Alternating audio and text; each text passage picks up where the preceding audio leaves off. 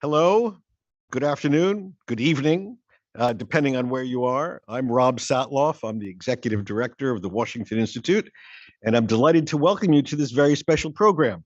This week, the Institute is dedicating 3 days to a discussion of what happened 50 years ago, the October War of 1973, a seismic event which changed so much in the Middle East. An event which launched modern peacemaking as we know it, an event which gave us the notion of oil boycotts and the power they could wield to affect the global economy, an event which transformed Anwar Sadat in the views of many Americans from a man who was at first an inconsequential leader to a very powerful and decision-making leader to eventually a major peacemaker. Many different aspects of the Yom Kippur War, of the Ramadan War, depending on where you're reading and where you're sitting.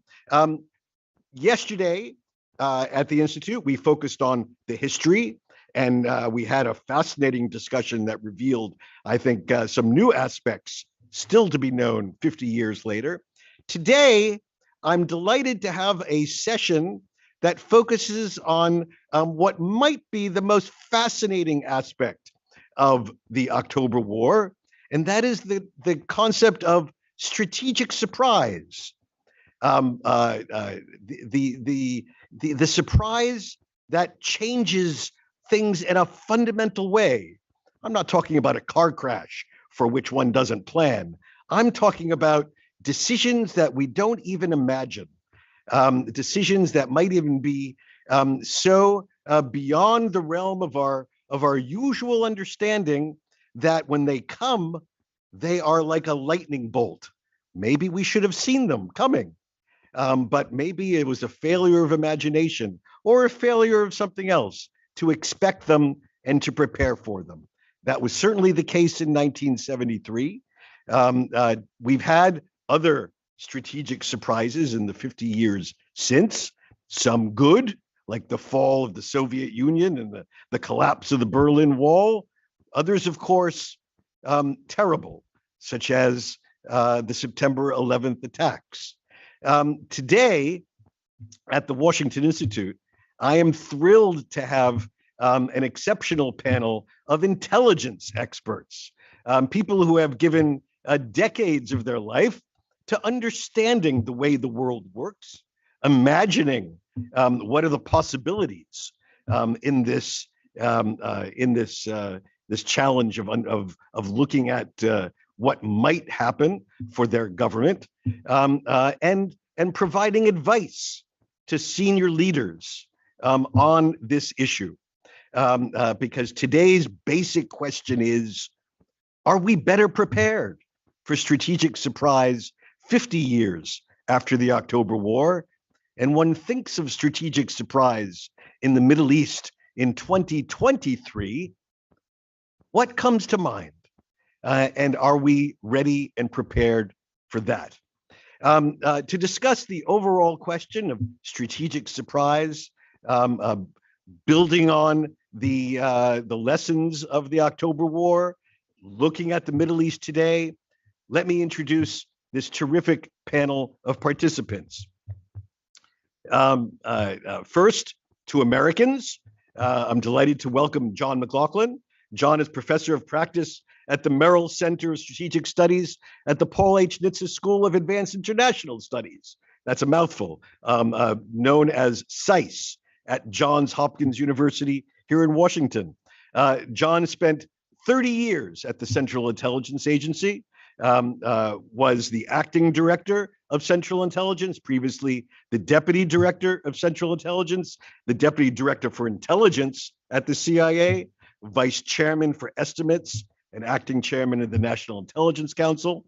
Of special interest in a fascinating career, John created the Senior Analytics Service at the CIA, which enables analysts to rise to a very senior rank without having to go into the management stuff, the less exciting, interesting stuff. He also founded the Sherman Kent School for Intelligence Analysis, an institution dedicated to learning the lessons of history and the essential skills of the analytic profession. So I'm really delighted, John, that you're with us today. Also joining us is Dr. Samantha Ravitch. Samantha is the chair of the Foundation of Defense of Democracy's Center on Cyber and Technology Innovation. She served as a commissioner on the congressionally mandated Cyberspace Solarium Commission. She's a member of the U.S. Secret Service's Cyber Investigation Advisory Board. She was Deputy National Security Advisor in the White House to Vice President Cheney, Republican co-chair of the congressionally mandated National Commission for the Review of Research and Development Programs for our intelligence community. And most recently, she served as vice chair of the President's Intelligence Advisory Group. I'm really delighted that, Samantha, you can be with us today. And then we turn to the Middle East, where we have two of the region's most distinguished intelligence experts. First, I'll turn to Saudi Arabia. I'm delighted that is joining us is His Royal Highness Prince Turki al-Faisal al-Saud. Welcome, Your Highness. Prince Turki, of course, served as the head of the Saudi Public Intelligence Department from 1977 through 2001, after which he served as ambassador to Britain and then as ambassador to the United States. He was then the co-founder of the King Faisal Foundation and is the chairman of the board of the King Faisal Center for Research and Islamic Studies. I'm very delighted that you can join today's panel. And then from the neighbor to the north, perhaps, who knows, soon to be perhaps a citizen of a country that with whom maybe Saudi Arabia will have another strategic surprise of diplomatic relations, we'll find out, is Major General Amos Yadlin. Delighted to have Amos here after 40 years of Amos served 40 years in the Israel Defense Forces, fighter pilot, eventually becoming deputy commander of the Israeli Air Force, served as commander of the IDF military colleges and National Defense College, defense attaché here in the United States, and of course, 5 years as chief of the Military Intelligence Directorate, after which he then served 10 years as executive director of the Institute for National Security Studies, and he has recently founded a new and exciting enterprise called Mind Israel. Somewhere in there, Amos was a visiting fellow here at the Washington Institute, a fact about which we are very proud. So I think between our guests today, we have, I'm not even going to begin to try to count the years of intelligence experience we have. Let's just say that we have some considerable experience looking at intelligence questions, and there is really no intelligence question quite like the issue of strategic surprise. So let me just open with this, ask all of you to offer your remarks on the basic question of how you think we are today in terms of our understanding of and preparation for strategic surprise. John?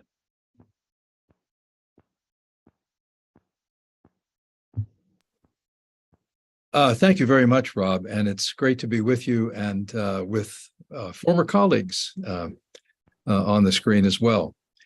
Your basic question of whether we're better prepared, very tough question. I've been through enough surprises that I'm hesitant to say we are insulated against surprise at all. We will be surprised again. That said, at CIA, at least, I know when we've had surprises that often are equated then with failure. That's typically what happens in Washington. When people are surprised, it's an intelligence failure. We've done a lot of studies of why we fail when we fail. And I will skip the fact that we also have a lot of successes, but that's not something one reads about very much. But when you fail, it's out in the open usually, and you have to think about what went wrong. And if I had to give a list of things, there are a number of very discrete things that I think we've tried to come to grips with, at least being aware of why you fail is the first guard against surprise in the future. And the list is quite long. Often it's because intelligence officers have a mindset about what's going on in a country. I would say that was probably at the basis of our failure to detect in advance the Iranian Revolution in 1979. We were too confident that we understood the dynamics there. Often your priorities are elsewhere. In other words, in American intelligence, and I suspect in all intelligence services, you can't do everything at once. The US intelligence, despite being large and powerful, cannot cover the globe with equal fidelity everywhere. So often you're simply focused elsewhere. I would say, for example, we were surprised when the Indonesian government fell in 1999, which was after a 30-year rule by Suharto, in part because we were just focused on other issues at that time and not particularly on that. There's the signal to noise problem. Again, we have to be aware of this. Pearl Harbor, of course, is often cited as the classic example, but I did a study for the Director of National Intelligence about 10 years ago on why we failed to detect an almost successful terrorist attack by the so-called Christmas bomber, Abdul Muttalib, who almost blew up a plane over Detroit with 240 people on it. He failed, but we also were surprised by that. And again, I found the signal to noise problem made doubly difficult by virtue of the fact that we have social media and fiber optic and everything that has increased the volume of material coming at us. So I know at CIA we're trying to design, I'm not there now, but I know the institution is trying to improve its information architecture to have data talk to data, if you will, and has made progress on this so that one report reminds you of another. We also underestimate the enemy's mindset. I think that might have been a case in the 1973 war, on which I'm not an expert, but when I've looked at it, I've concluded that this was a factor, and you probably will unpack that a little bit more. We may be too confident from a previous victory. And let me finish that by saying the thing that bothers me most about detecting surprise, and that is that in reflecting on it, and particularly reflecting on ones that I was surprised by, the task is to detect incremental change that may not seem significant at the time, but which accumulates over time to a point where it achieves critical mass and something happens. I think this might be one way to explain the surprise over the so-called Arab Spring in 2011, for example. And it's often, I think that's something we need to be very sensitive about right now in the Ukraine war. I wrote a piece recently about how the immediate effects of it are fairly obvious, but the more difficult effects are harder to detect because they are occurring incrementally. I'll stop there because there's a lot to cover here. All right, terrific. Thank you very much, John. Samantha, let me turn to you. Strategic surprise. What does it make you think about? Yeah, well, first of all, thank you so much for having me here. And you know, when you asked me to be on this panel, I started thinking back on my 30 years in and out of the government.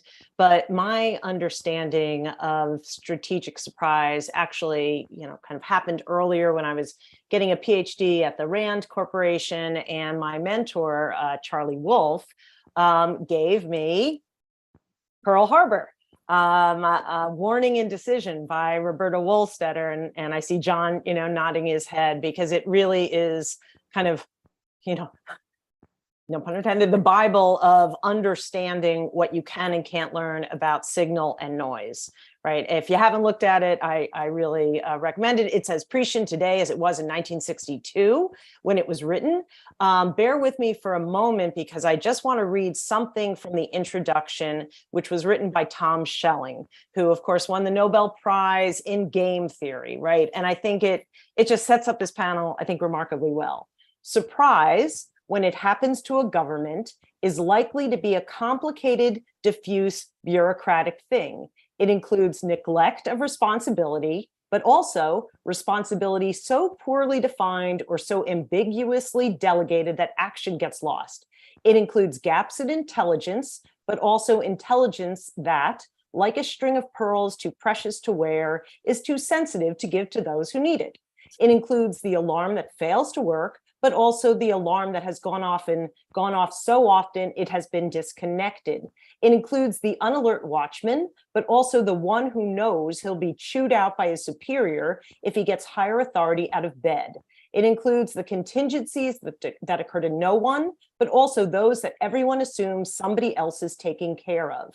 It also includes straightforward procrastination, but also decisions protracted by internal disagreement.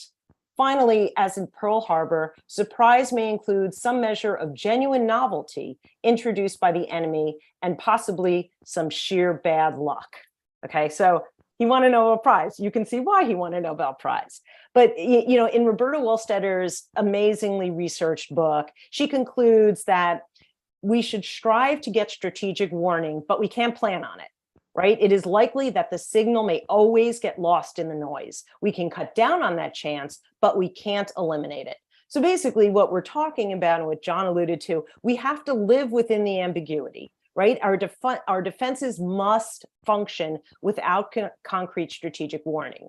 Okay, but that's not really satisfying. And it certainly doesn't say, are we better off not now than we were in the past? So I want to just, kind of also point out this one aspect of strategic surprise, and that goes to not sharing intelligence with those who need it, but particularly in one area, science and technical intelligence, right? And in brief, this science and technical intelligence, also shorthanded as S&TI, means knowing what the enemy is doing in their scientific research and development. What are they building? What are they thinking about building? What are their vulnerabilities? Can it work? And then sharing it with the people in our own research and development community, our own policymaking community, so that we can take defenses against an ultimate strategic surprise that results from a science and technical intelligence breakthrough. I got to see this up close and personal when I was co-chair of the National Commission for the Review of Research and Development Programs in the United States intelligence community back in 2013. And again, when I was vice chair at the President's Intelligence Advisory Board. And what stuck in my head, another quote, failure to properly appraise the extent of scientific developments in enemy countries may have more immediate and catastrophic consequences than failure in any other field of intelligence. So when was that written? 1948 in the Ebersat Commission on Intelligence, right? So, we're talking 50 years back. As a country, we've had to deal with these questions for some time, previously to that. But this issue, and we'll get more into it, but the science and technical intelligence ability to collect, ability to analyze, ability to share it with appropriate people is, I think, particularly important as we're talking about Iran today, because it affects all aspects of our own planning, strategy, R&D, acquisitions, counterintelligence operations, and it is where I think that we can truly be strategically surprised. Terrific. Thank you very much.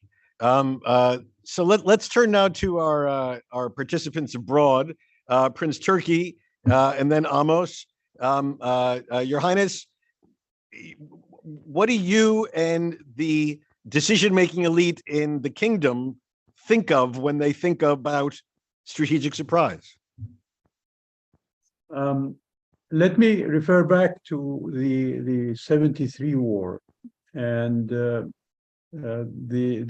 attack on Kuwait in 1990. Now that people have reviewed and looked back at both events, there was definitely a lot of sign, a lot of noise, a lot of information available to make us aware that something is going to happen, and even perhaps predict exactly what was going to happen. But it was either disregarded for one reason or another. I think the session last night mentioned why the President Sadat's decision to go to war was discounted by Kissinger, by others, with Israeli intelligence, etc. Maybe not Israeli intelligence, but Israeli leadership. Then everybody was surprised when the attack came on. Similar events took place in 1990. When Saddam Hussein started his bickering with Kuwait, and people could actually on just before the attack, they could see the movement of tanks and military hardware towards the border with Kuwait and so on, and yet they did not believe that this was going to lead to war. And when it did, now that we look back and say, my goodness, and all the information was there, and yet nobody believed that it would take place. And I think that should take into account not just issues of intelligence per se, as far as information, but also what the intentions are of those who commit strategic surprise. President Sadat's mind, obviously, was not available to us in 1973 to allow us to predict that he was going to take that fateful decision, well, with others, of course, the Syrian President Assad, and take the decision to cross the canal. Nor were we able to read the mind of Saddam Hussein to see that he actually did intend to attack Kuwait. And everybody believed what he told them in public, but nobody could accept that he would take that fateful decision, and probably built in their minds many reasons why they accepted his assurance that he was not going to attack Kuwait. My point here is that it is not only cyber issues or game models and computers and things like that, and SIGINT information or even intelligence information, like was mentioned last night about the role of Ashraf Marwan in 1973. He was telling the Israelis many things, but they didn't take into account what eventually came about.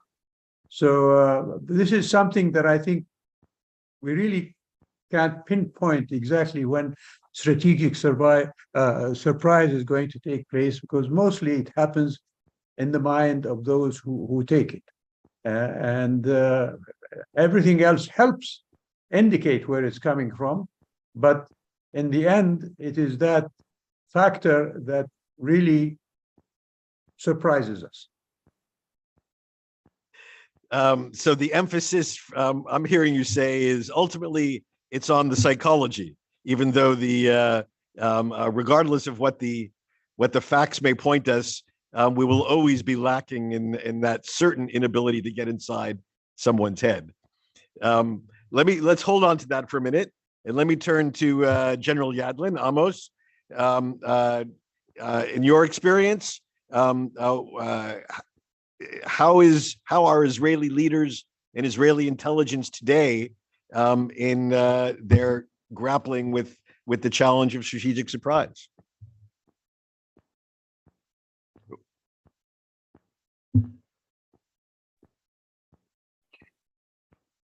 I hope. Thank you for inviting me, and let me make 4 points. We are 50 years since Yom Kippur War, and we are better off. We are better off because we have learned the lesson after paying such a price. And the fact that I served 5 years and was not fired, the fact that my 2 predecessors became the chief of staff, Kochavi and Herzi Halevi, is to say that at least the intelligence is much better in giving an early warning, in reading the map, and helping the leaders, the military leaders and the political leaders to understand what's going on around us. And I'm coming to my second point, that we concentrate until now on the intelligence, but the surprise is not always come from intelligence. If you take the Yom Kippur War, it's a trilateral failure. It's intelligence failure, but even if the intelligence was perfect, it was a military failure in the ways that they prepared the military, what was the doctrine, what was the Air Force plan to destroy the missile sites. All of this would have failed even if the intelligence was better. And then there is the political leaders failure. Maybe they were able to reach peace before the war. Maybe Golda Meir was listening to its military leaders and all the very experienced ministers around her, like Dayan and Bar-Lev and Alon and Galili, that told her, okay, there will be another war, don't worry. We will finish it even closer to Damascus and Cairo. So it's a trilateral failure, and when I'm looking into the future or to today, I'm looking at the three echelons: the intelligence, the military leadership, and the political leadership. And above all, the phenomena of human perception, beliefs, biases has not changed, because we are dealing with human beings. We are dealing with what already mentioned here, signals and noise. And in a way, we have much more signals, we have much more noise, but the world is more transparent, the collection is much better, and the capability to surprise is, in my mind, less than it was 50 years ago. What is the kind of surprises that we may have 2023 in the Middle East? A nuclear bomb. The assumption is that Iran is not rushing to the bomb. They don't want to reach the bomb as soon as possible, but as safe as possible. And maybe being in the threshold is the target. But suddenly we can have a surprise. And Iran will not be such a surprise. But if another country will acquire or develop a nuclear bomb, and we were surprised in the past, in Syria, in Libya, a nuclear bomb is a game changer, and it can be a surprise. Second, for Israel, the assumption is still that deterrence is very, very strong. The idea of a multi-front attack, like Yom Kippur, by the way. We didn't have war in more than one front since 1973. We have 2 wars in Lebanon, couple of, I don't call them war, mini wars in Gaza, but it was always limited to one front. The idea that all our enemies simultaneously will attack Israel because deterrence failed, Hezbollah, Syria, Hamas, Iran, is something that will be considered a strategic surprise. Cyber is less tangible than the usual military assets like tanks and airplanes and submarines. You don't see it, you don't feel it. I think it was Panetta that predicted a decade ago cyber Pearl Harbor. I was more cautious. I thought that cyber is not yet has the power to destroy a country. And we are all disappointed from the performance of the Russians in the Ukrainian war, cyber-wise also. But somebody may surprise with a cyber attack, and we have to think about it all the time. Last but not least is positive strategic surprises. I was in the Kennedy School having a round table on the possibility of normalization between Saudi and Israel. It was in the spring, March. And 20 experts in the Belfer Center, Israelis, Arabs, Americans, Europeans, the smartest in the world on policy and Middle East. And I started the roundtable by asking, who thinks that there will be normalization between Israel and Saudi? No one raised his hand. And then we spent like 3 or 4 hours explaining why it will not happen. This is in a way a strategic surprise if it will happen. We are not there yet. So let me stop here and say that after 50 years and many successes in avoiding strategic surprises, we have to remember that we are 2.5 generations after 1973, and it can always happen again, especially because of our successes. And all those who cry wolf are now, in a way, removed aside because they cry wolves. All right, terrific. Thank you, Amos. So you each have raised all sorts of fascinating questions. We're going to try to get into some of these. Let me just mention to our viewing audience that if you want to try to get into our conversation, there are 2 ways. If you're on Zoom, please feel free to put a question in the Zoom bar, and I will review that. And if you're on one of the other platforms, YouTube, the Washington Institute's website, please send me an email directly to rsatloff@washingtoninstitute.org, and I will review it while I'm also listening with one ear to the brilliant insights of our panelists. Yes, John. If I could comment on a couple of things. I'm struck by at least 2 comments I've heard so far. First, Amos, I think, makes a very good point in saying that the world is more transparent now. And maybe another way to add to that is to say, in a way, there are fewer excuses for surprise, for us not detecting surprise. To my point earlier that I think we've gotten a little better, but I don't want to exaggerate this at all, but I'm thinking of a recent case where, the American intelligence community actually did foresee and predict the Russian invasion of Ukraine. No one believed it, including the Ukrainians, but the intelligence was declassified, of course. Then I would go to Prince Turki's comment, which I think is also very wise, which is so often the problem is in the head of the decision maker. Here I'm thinking countless examples, but I'm thinking of during the withdrawal of US forces from Afghanistan, I don't think anyone anticipated that President Ghani would get on on a helicopter at precisely the moment he did as the Taliban were coming in to Kabul. He may not even have known he was going to do that until the very last minute. And yet that really created a vacuum that contributed greatly to the chaos and confusion that we saw in the aftermath. And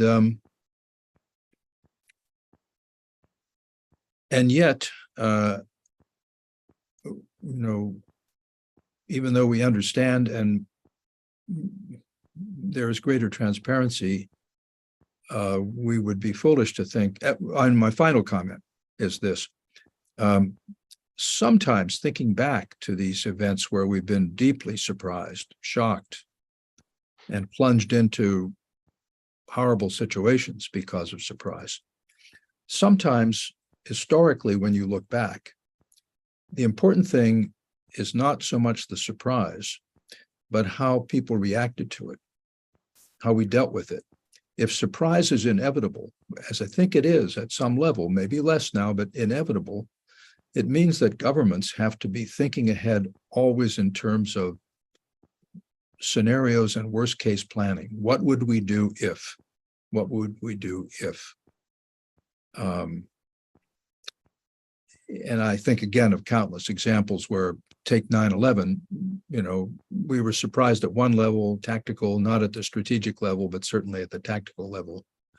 And yet I think with all of its ups and downs, the American response to it and the international response to it was effective.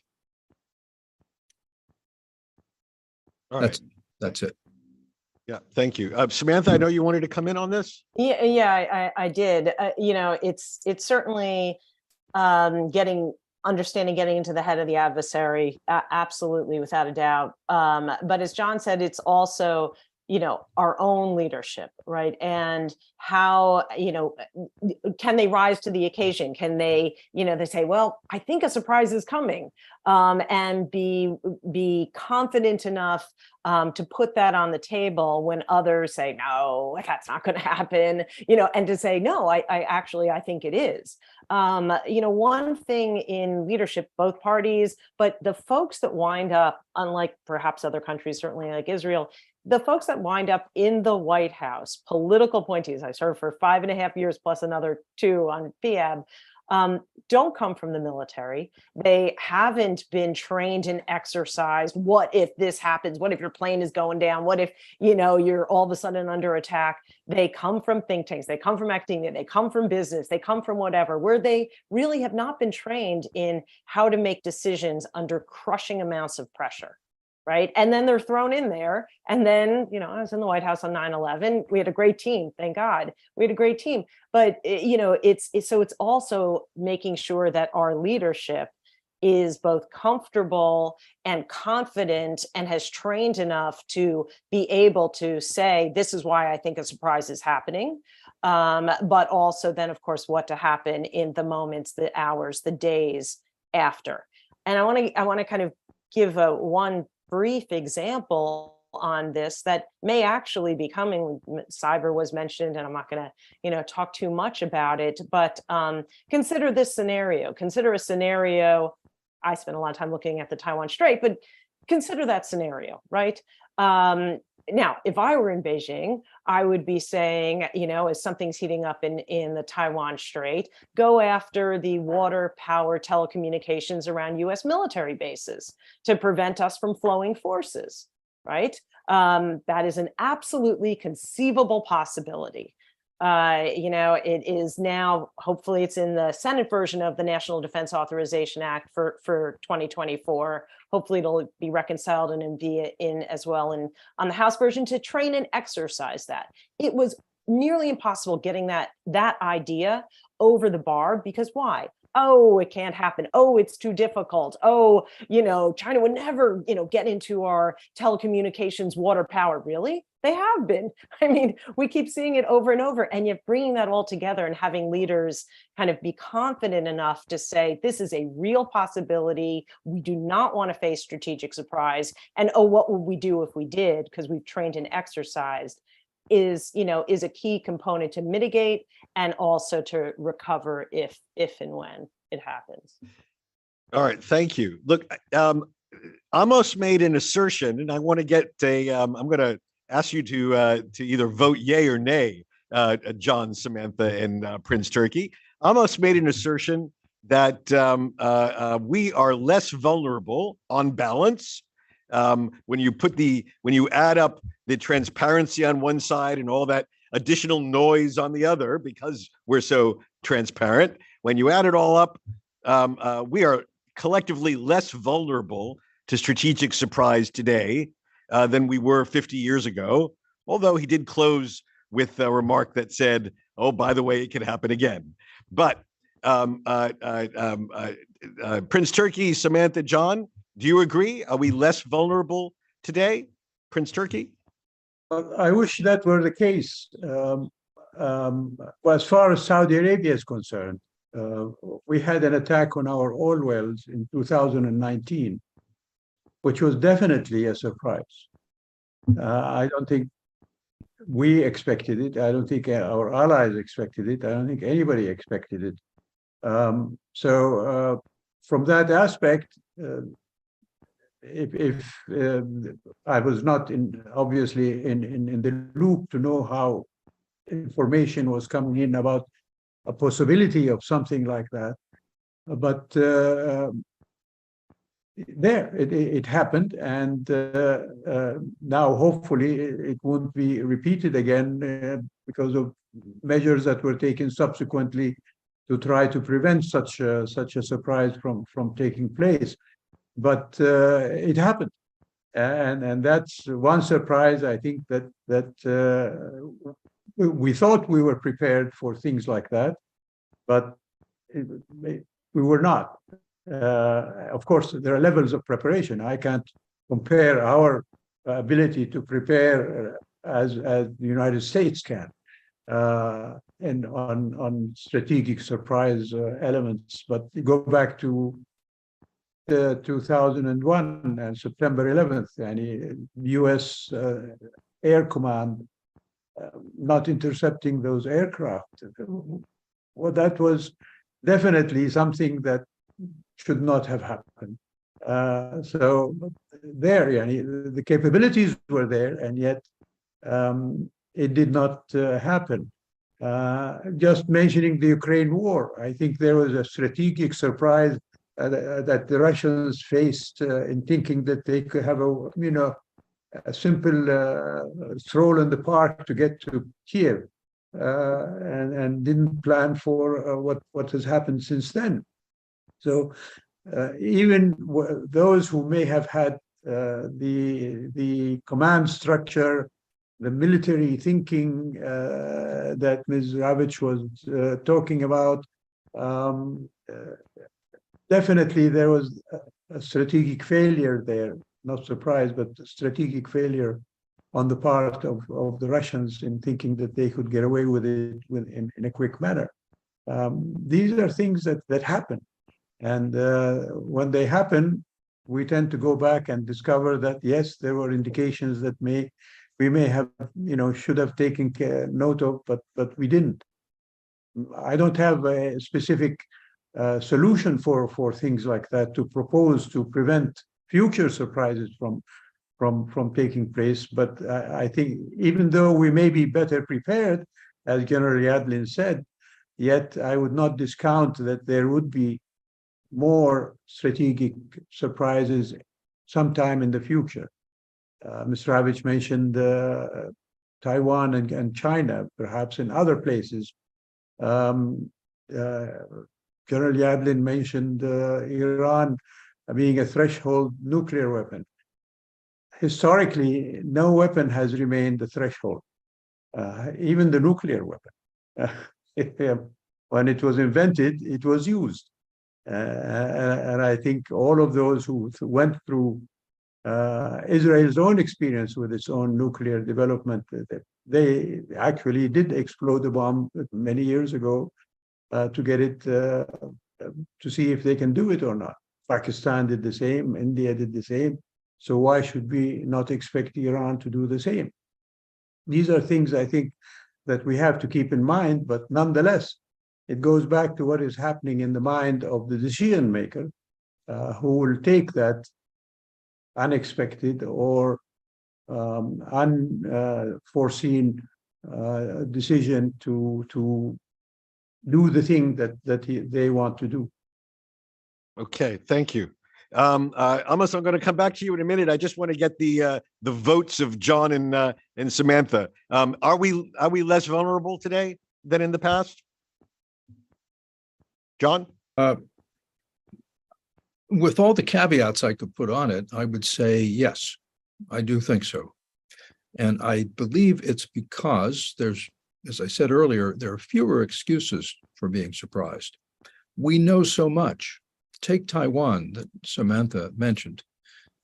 We could switch our computers here to Google and find countless discussions of Taiwan from every conceivable angle, from dozens of think tanks. And I mean, everything, all the data you need is there in measures that were unimaginable even 10 years ago. Now, what that means to me is there are fewer excuses for not being prepared for the contingencies that can come about, which goes to Samantha's point about, in the end, governments have to say, we have to plan for the worst or plan for a variety of outcomes. So yes, I think we are somewhat less vulnerable. Okay. Terrific. Samantha? I think I'd take the other side. For the U.S. Can't speak for Saudi or for Israel. And the reason why I think we are not better prepared than we were. One is the pace and scale of technological innovation. That is just it's at a breakneck speed, so we can be quickly surprised. John, hypersonics. Right? We were focused on it. We were doing it ourselves. And literally like, oh, wait, China has a hypersonic capability. Wow, that's a strategic surprise and failure, that we didn't know that. So technological innovation, certainly, but then also the changing of the relative balance of power between government and the private sector. 50 years ago, almost all of the levers of power and information gathering and intelligence, not all, but most, at least in the US, were held in the hands of the government. That is just not the case now. And I think that adds a complexity to the equation of being able to kind of understand, foresee, prevent strategic surprise that actually didn't exist 50 years ago in that form. Interesting. Okay, thank you. Amos, you just heard two different takes on this question. Any further view on the question of vulnerability today? Yeah, I think, as I say, by definition, there is vulnerability. But the question is whether it's higher or lower than the past. And I still stick to my mind that it's lower. The world is transparent. The computers can really do a wonderful job in analyzing, if taking the signal out of the noise. I think with all due respect to cyber, it is not yet can surprise us. Maybe AI within 2 decades, but not today. And we have learned the lesson. We have different cultures at least in the Israeli intelligence. A devil advocate was institutionalized. The young generation have the right to criticize the generals. Pluralism. In 1973, it was only Amman. We now have Mossad and other institutions. And the fusing of all kinds of intelligence, SIGINT, HUMINT, VISINT, OSINT, together can give you a very good picture. However, there is one thing that you cannot penetrate, and this is the head of the leader. The head of the leader, what he will decide, when we found the Syrian nuclear reactor in 2007, I was head of intelligence. I was asked 3 questions by the Prime Minister. Are you sure it's a military nuclear reactor? Are you know when it will be hot so we can attack it before that? And what will be the Assad reaction? And I say to the Prime Minister, on the first 2 questions, I have a very good answers because it's an engineering intelligence. You look at, and we had a very good picture of the nuclear reactor, and we knew it's a plutonium that can be used only for military. It came from North Korea. They have done the same. The design was a British design from 1952. So I can say it's only for military use. I knew that it will be hot in 6 months because they need cooling for the reactor, and the pump to have the water going from the Afarit River to the nuclear reactor was not yet ready. So I asked my engineers how long it will take, and I'm now taking a reconnaissance, and I know 6 months. We have 6 months. On the third answer, on the third question of the Prime Minister, I say I'm very modest here. I'm very careful. Because Prime Minister, sometimes I sit with you and I'm in your team. I'm your intelligence officer. And I don't know what you will decide at the end of the meeting. And sometimes you decide A, and at the end you are doing Z.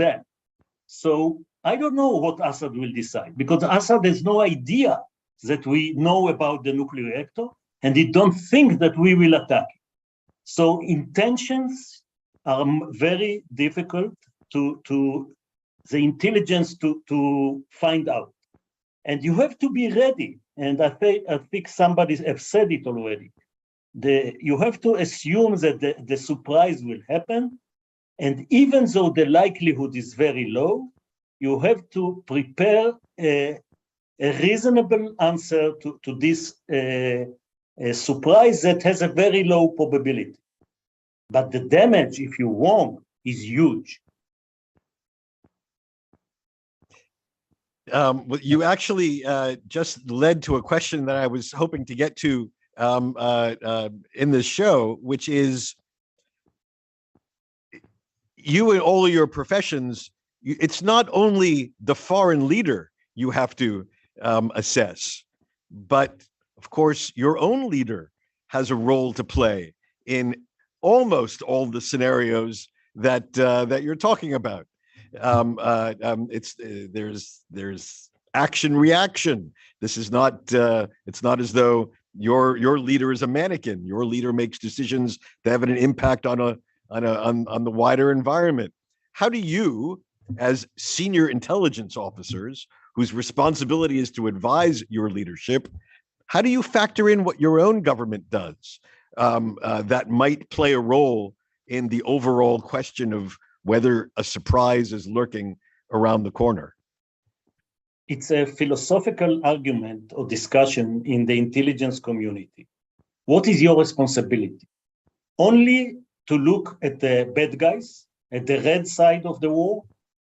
And this is your job, telling them about the enemy, capabilities, intentions, and everything about the enemy. Or it is also, you are part of the blue team, and your knowledge should feed them and influence them on what is the response.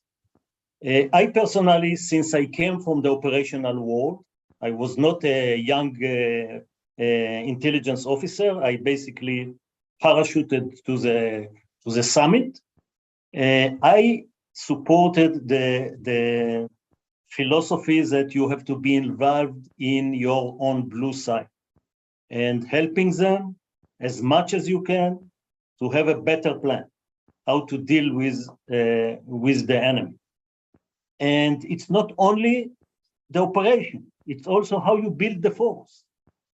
There is a threat of ballistic missiles and drones and cruise missiles.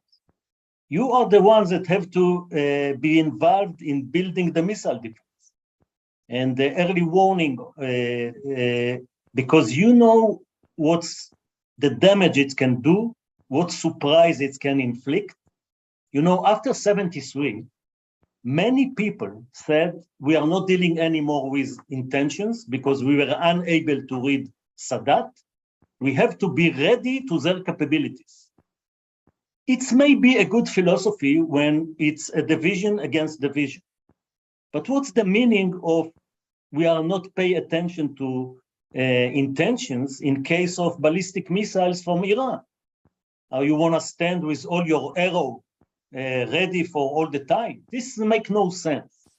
And the intelligence under my command, I told them, we are in the business of intention as well. But as I already emphasized, we have to be much more modest and careful when we deal with intentions. The Israeli learned the lessons also on the operational side of the house. We doubled our military from 73 to 85. It was a huge cost to the Israeli economy. 500% inflation, a lost decade in our economy. And we needed a brave leader like Rabin, and the peace with Egypt to be tested for a couple of years, that Israel reduce again its military might, like 20 division and 600 airplanes, because you can have a huge ready military to deal with capabilities, not with intentions, but you will destroy your country. And one more point, Israel went through a real change in the threat almost every decade, because we had peace with Egypt, and we proved in Lebanon in '82 that we can deal with the failure of, we have corrected the failure of unable to destroy the air defense of our enemies in '73, and we have done it wonderfully in '82. But then suddenly the traditional war gone, and we had terrorists around us as the main problem. And then when we thought that the terrorist is the main problem, came the ballistic missiles from what we call the second and the third circle, which was in the beginning Iraq and then Iran. So you have to rebuild your paradigms and your doctrines and your defense concept almost every decade.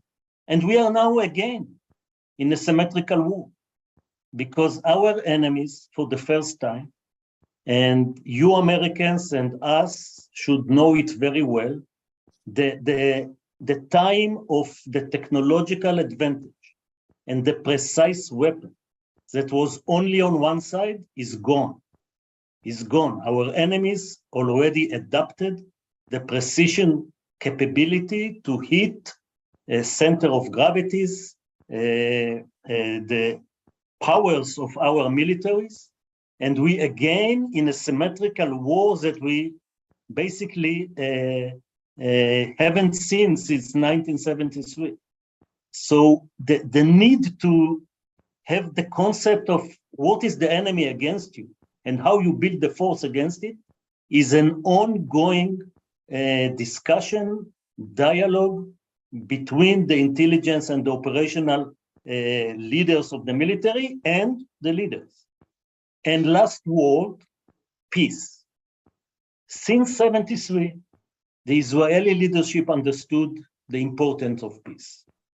Peace with Egypt, peace with Jordan, the Oslo Accords that haven't led to peace, peace with the UAE, and the balance between military solutions and peace solutions tilt totally towards avoiding wars as much as you can and seek for peace as much as you can.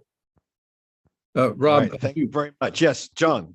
As I mentioned to you, and I apologize to my colleagues, I'm going to have to leave because of a scheduling error on our end. But if I could just jump in to make three very quick points here on your question about judging our own leaders and dealing with them. First thing is, I've learned that intelligence is not the only thing they're paying attention to. And sometimes they will make decisions, all administrations that I've worked in, on the basis of other things that aren't even apparent to intelligence. Sometimes it'll be domestic politics that overrides your warning for some reason. Second thing is that your chances of successfully warning and communicating are increased if you really know the intelligence community. Years and years and years ago, there was a philosophy that Amos referred to in the United States, which was almost an ivory tower approach on the intelligence side. We stay out of policy to the extent of here are the facts and we leave the room.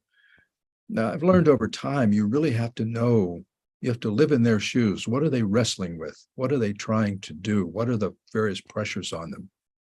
And the final point I'd make, and this goes back to something that was alluded to in that brilliant Thomas Schelling passage that Samantha read. You have to be a little careful not to overwarn. In other words, if you have such a reputation for constantly warning and saying bad things are going to happen today and tomorrow and the day after, policymakers stop paying attention to you.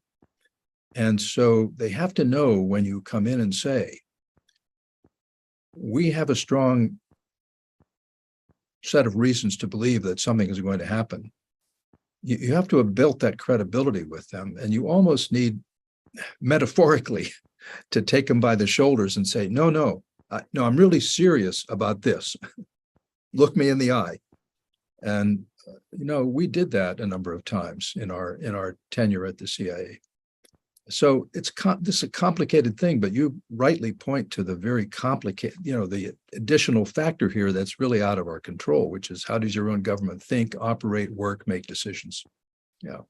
And again, I apologize, but I've enjoyed this immensely, and I'm so sad to leave. But thank you very much, John. Very Nice grateful for your participation. For so many years. Always glad to see you, Prince Turki, and you, Amos, and Samantha, I've known more recently, but with equal fondness. Thank you so much. Thank you, John. Excellent remark. So Prince Turki, you were your country's head of intelligence for more than 2 decades. That's no small feat, no small achievement. During a period where one assumes you had successes, failures, and everything in between. Absolutely. But my question is not about successes and failures. My question is, over that long span of time, how did you see your system evolve? How did you take account? I mean, you came to be head of intelligence right in the aftermath of the '73 war. How did you take account of this notion of big surprise, and how did you leave it by the time you left? Well, I'll start by referring to your former question about how you deal with your leadership and defining what they want to do. And basically, the way I dealt with it, and I think this is something that has to do with upbringing, it has to do with the system, it has to do with what you're used to, etc., is to lay the facts before the leadership with all the potential consequences that you can imagine before them. And then they're the ones in their internal computer and intelligence who will take the decision whether, as John said, having to do with domestic issues or with sometimes even health issues, economic issues, or whatever. So that is, I think, something that has to be always upfront in how you deal with as a person presenting intelligence to a leader and trying to avoid strategic surprise as much as possible. But also another issue, I think, similar to this is sometimes you're surprised. The surprise comes not from your enemies, but from your friends. And the example of that is Sadat's trip to Jerusalem. Before he announced his intentions to do that, he visited the kingdom and he visited Syria. And in both capitals, he didn't mention a word about going to Jerusalem. And when he went back, obviously his intention was to show that he had consulted with his allies at the time before that, which of course he hadn't. So the surprise came from him. What a strategic surprise it was.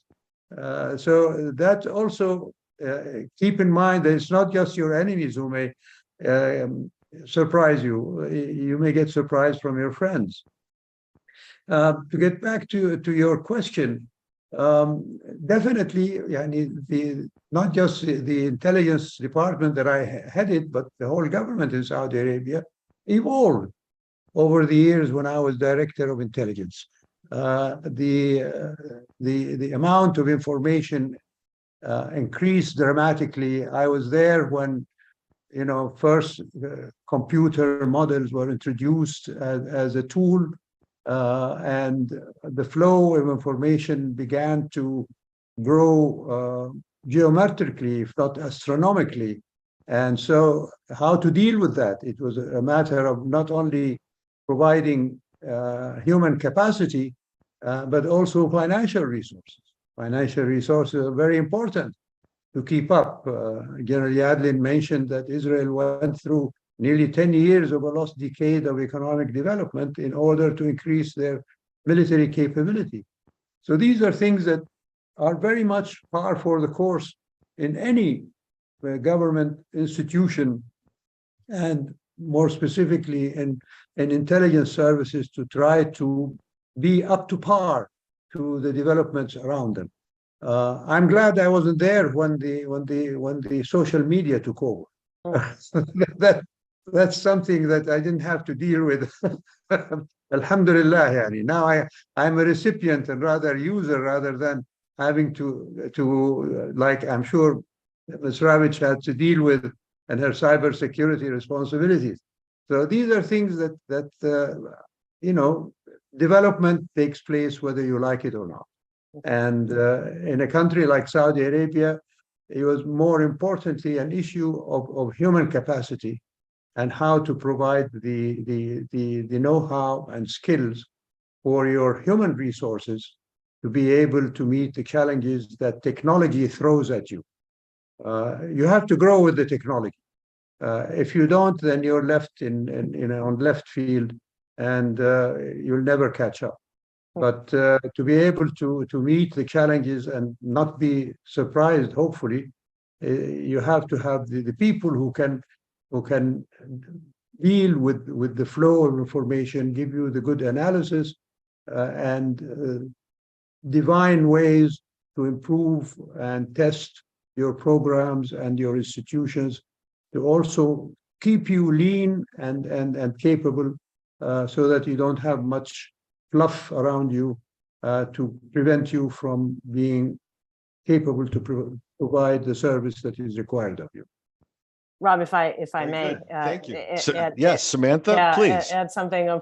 First of all, Your Highness, talking about being surprised by your friends. We have a friend named France that often, over the many decades, good friend, has thrown us a few foreign policy surprises.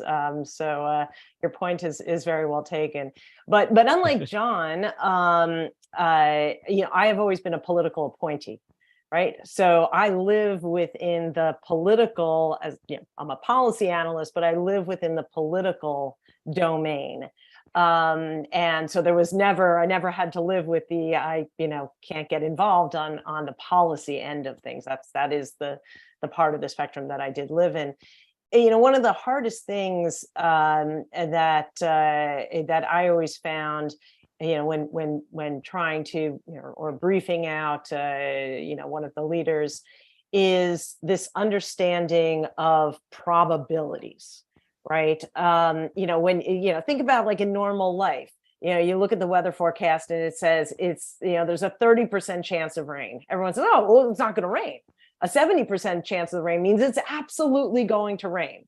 Okay, that's not exactly how probabilities work, but it is the same thing oftentimes when dealing with political leadership, when, trying to explain, well, there's a 30% chance, that Kim Jong-un is going to, set off another, missile or do another nuclear test, or there's a 70% chance that this is going to happen. It doesn't mean 30% does not mean 0, and 70% does not mean 100.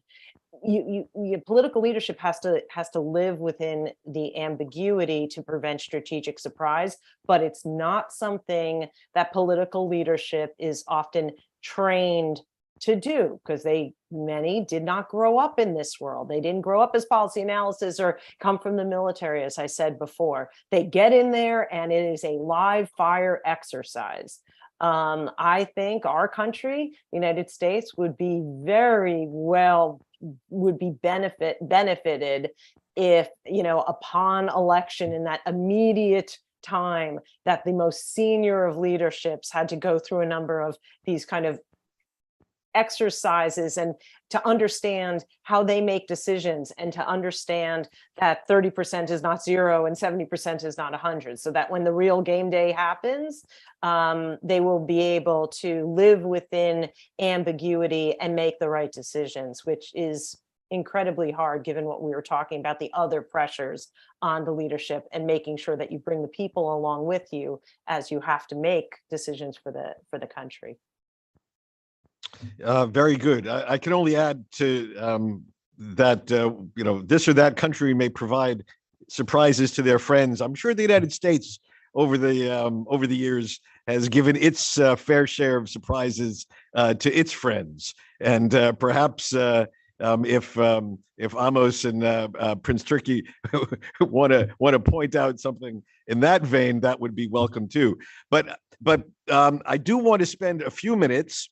And that's all we have left for this discussion. I do want to spend a few minutes on the list that Amos gave us earlier in the show on what are the most likely unlikely events, what are the most likely strategic surprises that he saw for the Middle East in the period ahead. And if I took my notes correctly, Amos, you gave us 4. You gave us Iran actually does something with a nuclear bomb, perhaps tests it. 2, failure of Israeli deterrence. 3, cyber does something much bigger than we expect. And 4, the positive, welcome, the 21st century equivalent of the fall of the Berlin Wall, which in this case would be Israel-Saudi peace and the dramatic flowering of Israel-Muslim relations even more broadly. So these are the 4, if I took notes correctly, that I heard you give us. I'd like to ask Prince Turki and Samantha whether they agree with this 4, whether they have 1 or 2 more to add to the list, whether they think, nah, none of these are so preposterous they don't even belong on a list of strategic surprises. What do you think?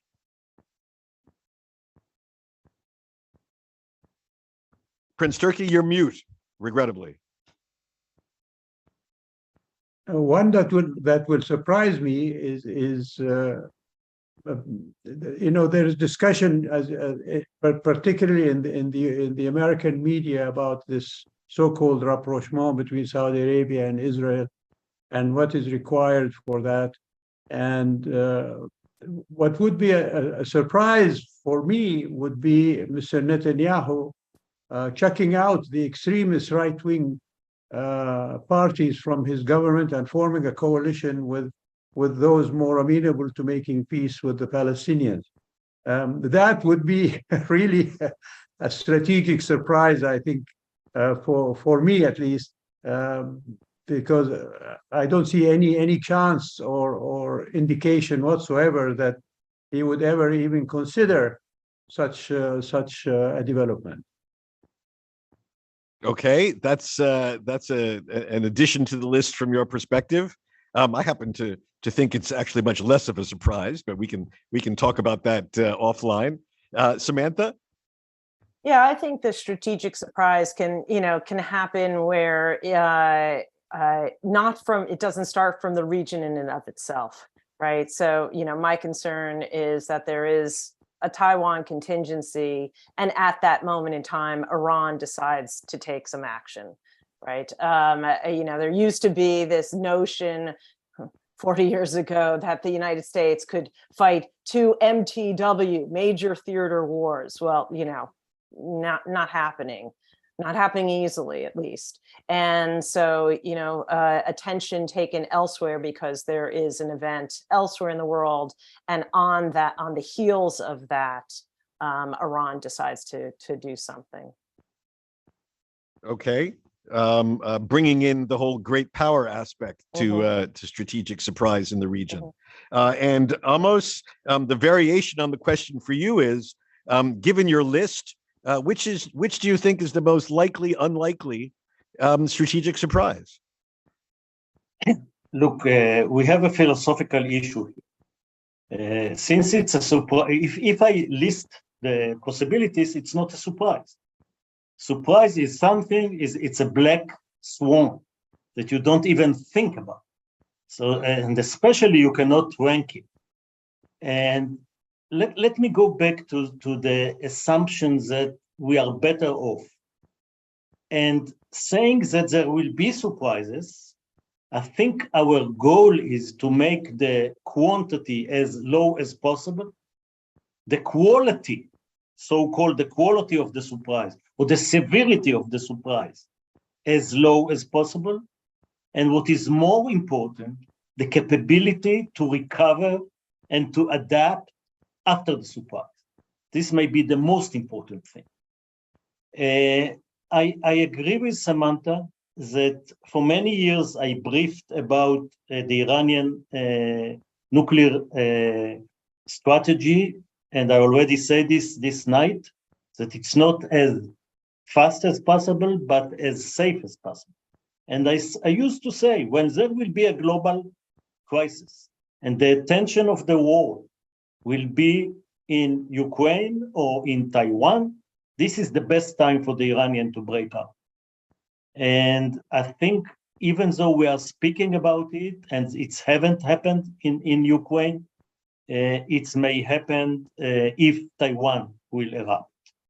Add to the 4 surprises that I mentioned is the fact that our enemies will use a precise attack with all their capabilities, ballistic missiles, cruise missiles, drones, and we never been under such attack. The US never been under such attack. And this can be maybe not a strategic surprise, but an operational surprise that become a strategic effect. I want to go, before we close, to the 3 levels I mentioned in the beginning. I said in Yom Kippur in 73, the intelligence have made, I think, the worst mistake. And there were mistakes in the military and in the political level. What we see in Israel today is upside down. The pyramid is on its head. The intelligence already issued the warning that Israel deterrence is weakening and our enemies may take advantage of it. And I mentioned the multi-front option. This is intelligence warning. The military leadership already asked to present to our cabinet the readiness of the Israeli Air Force and some other units. And they are not so welcome in the cabinet room. And the political level, the leadership level, that I personally think were the less responsible for the mistakes of Israel in 1973, is now refusing to listen to the intelligence and to listen to the military. So this is something that keep me awake at night, not only the fact that you ask me to speak at midnight. Terrific. Well, on that note, I'm going to say thank you. Thank you to you, Samantha Ravitch, to you, Your Highness Prince Turki, and to you, General Amos Yadlin. Thank you for enriching our thinking about the long-term implications of the October 73 war and how governments, ours and around the Middle East, are still grappling with the challenge from that conflict, especially the challenge we talked about today, how to deal with strategic surprise. Thank you for joining us here at the Washington Institute. Thank you. Bye-bye.